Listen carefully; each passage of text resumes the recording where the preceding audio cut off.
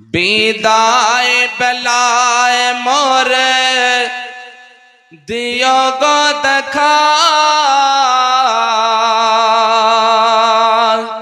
হে প্রিয় রাসূল। সুবহানাল্লাহ হবে না?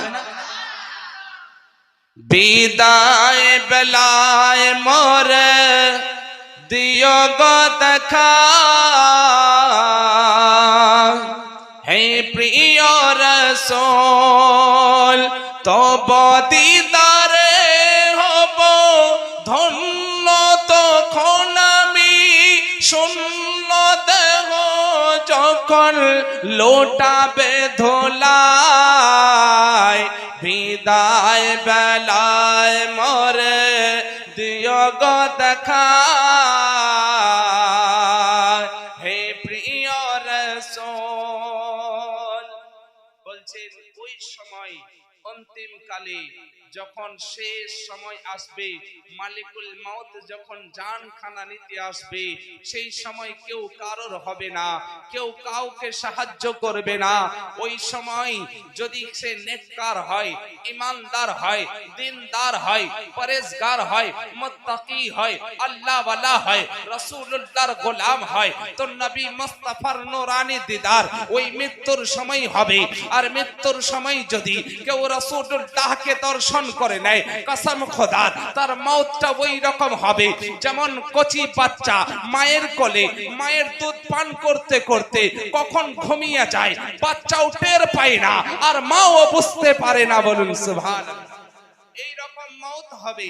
তার জন্য প্যারে মুসলমান, আজ দুনিয়া वाला দুনিয়ার চক্করতে পড়ে গিয়ে আজ তো লাপরওয়াহ হয়ে বেখৌফ হয়ে আজকে নির্ডর নির্ভয় হয়ে আজ দুনিয়াতে জুলমের উপরে জুলুম, অত্যাচারের উপরে অত্যাচার করে ভাবে দুনিয়াতে আমরা চিরস্থায়ী হয়ে এসেছি।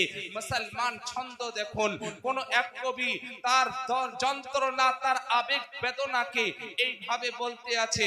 ছিল কত নবী ওলি ধরার মাঝে, সবাই আপন নিজে চলে গেছে। ছিল কত নবী ওলি ধরার মাঝে, সবাই আপন নিজে চলে গেছে। আমিও তো চলে যাব, পৌঁছে যাব জীবনের মোহনায়। বিদায় বেলায় মোরে দিও গো দেখা, হে প্রিয় রাসূল। তব দিদারে হব ধন্য, তখন আমি শূন্য দেহ যখন লোটাবে ধুলা।